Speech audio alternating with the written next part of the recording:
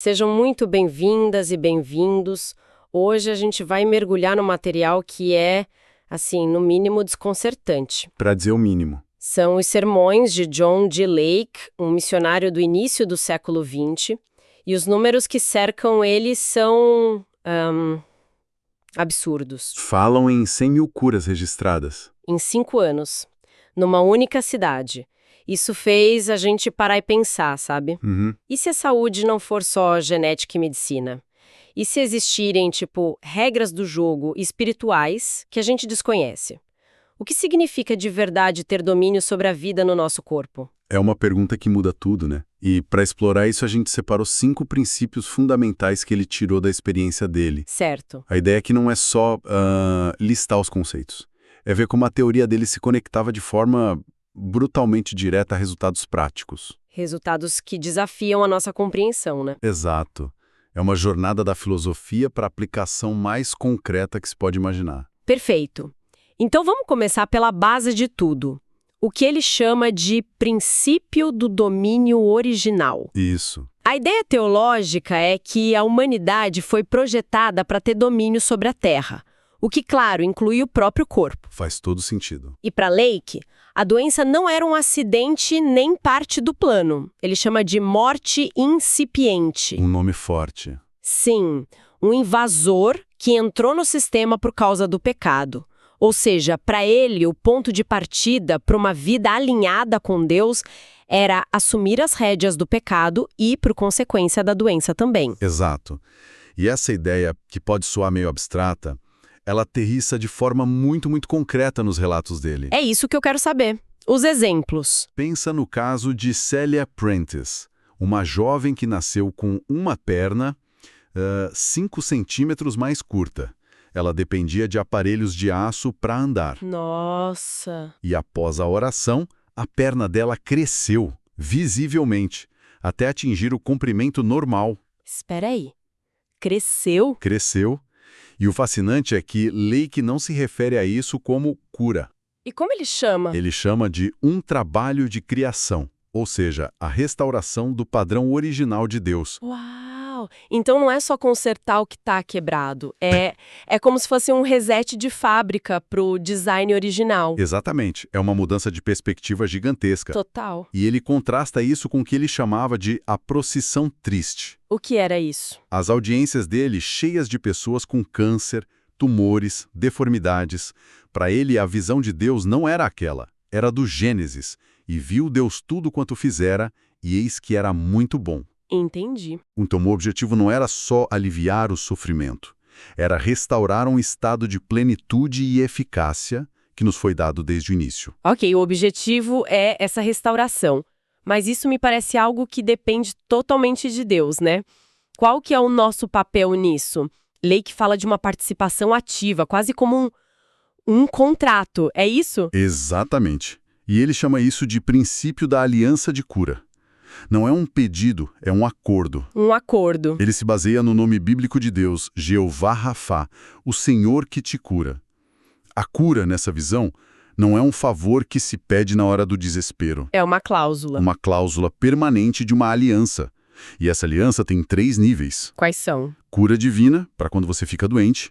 Saúde divina, que é um estado contínuo de bem-estar. E vida divina, que é o nível mais alto.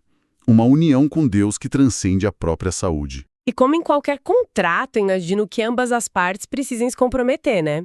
Ele não via isso como algo que se pode experimentar para ver se funciona. De forma alguma. O testemunho pessoal dele é a maior prova disso. Ele sofreu por 9 anos com uma doença debilitante. 9 anos! E a cura só veio quando, nas palavras dele, ele tomou uma decisão deliberada e final de confiar unicamente em Deus, cortando todos os outros recursos. Ele largou tudo. Tudo. Ele conta que não teve um momento mágico. Ele simplesmente acordou um dia e percebeu que estava bem, sem saber quando a mudança aconteceu. O ato do compromisso total foi a virada de chave. Essa ideia de queimar as pontes, de não ter um plano B, é assustadora. Vai contra tudo que nos ensinam sobre segurança. É o ponto central. Ele usa uma analogia poderosa da Guerra dos Boeres. Sei. Na batalha para retomar a colina de Spoinkop, Depois de várias tentativas fracassadas, os oficiais pediram voluntários para uma missão, praticamente suicida. Imagino. Os que deram um passo à frente não estavam tentando, eles tinham se comprometido com a vida ou a morte. Para Laik, a fé que produz resultado opera nessa mesma frequência. A frequência do compromisso absoluto. Exato. E esse compromisso total muda a própria natureza da fé, certo? Deixa de ser um esforço para acreditar e se torna outra coisa. Isso nos joga direto no terceiro princípio dele. A diferença entre tentar e confiar. Perfeito. Ele critica a oração que é, na verdade, uma súplica cheia de dúvida. Ele se apega à instrução de Marcos 11. Quando orardes, crede que recebestes e tê-lo-ás. A crença vem antes. A crença não é consequência da manifestação, ela é a causa.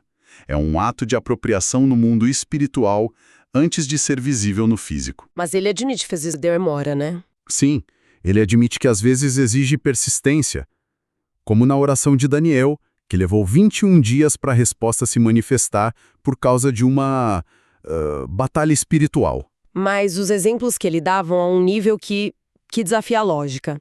A história da irmã dele é talvez a mais extrema. É de longe a mais dramática. A irmã dele foi declarada morta pelos médicos. Morta. Sim, a família já estava em luto, mas o Lake se recusou a aceitar. Ele disse que sentiu o espírito dele se recusando a deixá-la ir. E o que ele fez? Ele enviou um telegrama a outro ministro pedindo oração e declarou em voz alta: "Em nome de Jesus Cristo, eu anulo esta morte." Peraí, vamos parar aqui um segundo.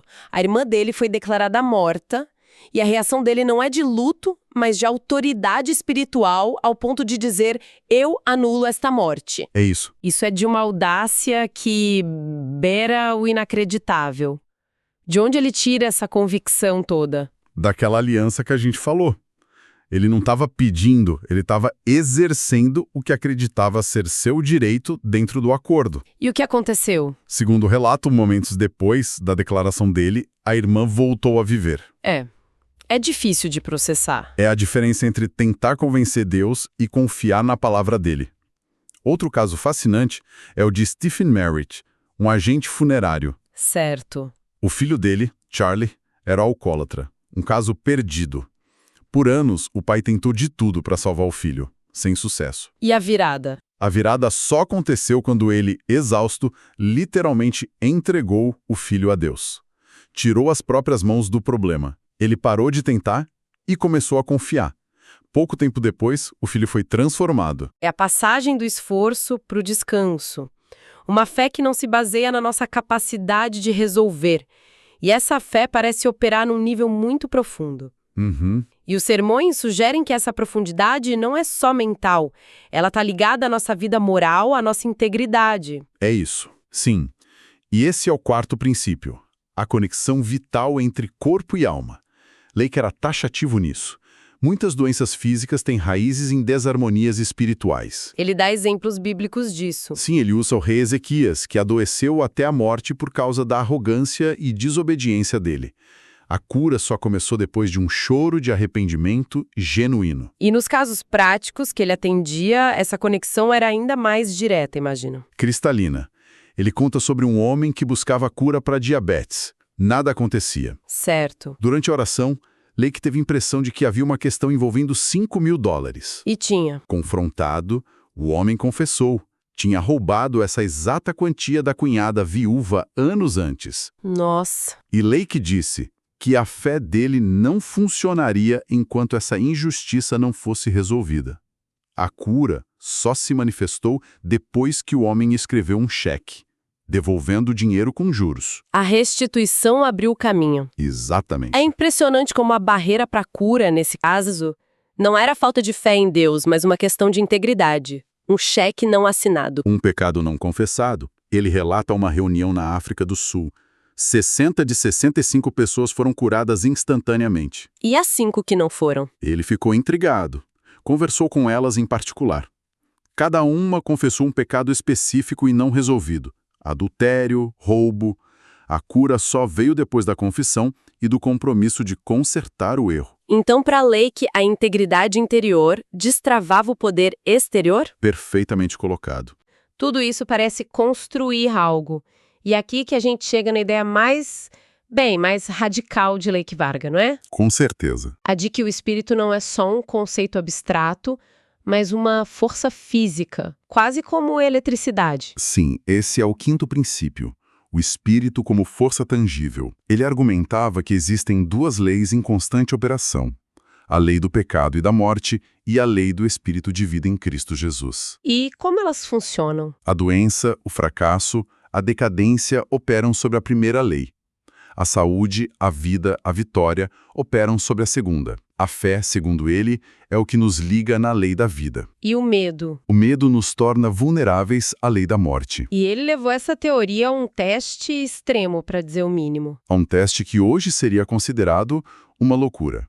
Durante um surto devastador de peste bubônica na África, ele ajudava a enterrar as vítimas, Proteção. sem qualquer proteção, manuseando os corpos e sem contrair a doença. Um médico chocado o questionou. E aí o Lake propôs um experimento. Que experimento! Pediu que o médico pegasse a espuma que saía dos pulmões de uma vítima recém-falecida e a colocasse na mão dele, de Lake, para observá-la no microscópio. Ele fez o quê? Colocou o material da peste na própria mão? Isso desafia qualquer instinto de sobrevivência. É o teste definitivo da teoria dele. E o resultado? O resultado, segundo o relato, foi que os germes da peste morriam instantaneamente ao entrar em contato com a pele dele. Inacreditável. Para ele, aquela era a prova visível, microscópica, de que a lei do espírito de vida era uma força mais poderosa e tangível que a lei da morte contida nos germes. E ele usa outros exemplos disso? Sim, o exemplo bíblico dos lenços de Paulo, que eram levados aos doentes e os curavam, como prova de que essa energia ou virtude espiritual pode ser transmitida. Ok, tudo isso é impressionante, quase cinematográfico. Mas leva à pergunta óbvia, né? Se esses princípios são tão poderosos, por que a gente não vê isso acontecendo o tempo todo? Porque é tão raro. Lake aborda essa questão diretamente. Ele identifica alguns obstáculos claros. O primeiro seria... O que ele chama de a embreagem humana, a nossa tendência de nos agarrarmos com tanta força aos nossos problemas, doenças, preocupações, que não deixamos espaço para a intervenção divina. É como tentar empurrar um carro com a embreagem pressionada. Exato. Outro ponto é a falta de compromisso real. Muitos tratam a fé como um experimento, sabe? Sempre mantendo o Deus da medicina como um plano B. Em vez de fazer a consagração total que a aliança exige. Isso. E tem também as barreiras externas, a pressão cultural. Sim, a resistência cultural e intelectual de um mundo que prioriza o materialismo científico e muitas vezes vê a fé como algo primitivo e irracional, e até a pressão institucional. Como assim? Ele conta a história de Andrew Murray, um escritor cristão famoso que escreveu um livro sobre cura. O livro foi retirado de circulação pela própria igreja dele. Por quê? Porque os outros pastores não tinham fé suficiente para colocar aquilo em prática e se sentiram constrangidos. Que loucura! Então, o que a gente tira dessa imersão é um mapa para, segundo Lake, reaver um poder que nos pertence por direito, mas que a gente esqueceu como usar. Um bom resumo. Um caminho que passa por reconhecer nosso domínio original, entrar numa aliança séria, operar em confiança ativa, manter integridade e entender o espírito como uma força real. E a chamada ação que emerge disso é surpreendentemente prática. Não é tentar acreditar em tudo isso de uma vez. E o que é, então? É pegar o conceito de compromisso definitivo e aplicar numa área específica da sua vida. Pode ser um desafio de saúde, um projeto profissional travado, um relacionamento difícil. E aí? E tomar uma decisão deliberada, por um período determinado, agir com base na confiança, no trust, em vez do esforço ansioso do try, e observar o que acontece quando se solta a embreagem humana. É um convite poderoso. E para encerrar, fico com uma reflexão. Manda. Os sermões de Lake falam dessas duas leis operando o tempo todo. A lei da vida e a lei da morte. A gente dedica fortunas, tempo, inteligência para entender e mitigar leis físicas como a gravidade. Sem dúvida. O que mudaria em nossas vidas e na nossa sociedade se a gente aplicasse um rigor semelhante para entender e se alinhar conscientemente com as leis espirituais que, segundo Lake, governam a saúde e a doença, o sucesso e o fracasso. É uma boa pergunta. E se a força mais determinante do universo não for algo que a gente observa passivamente, mas uma lei com a qual podemos escolher ativamente operar?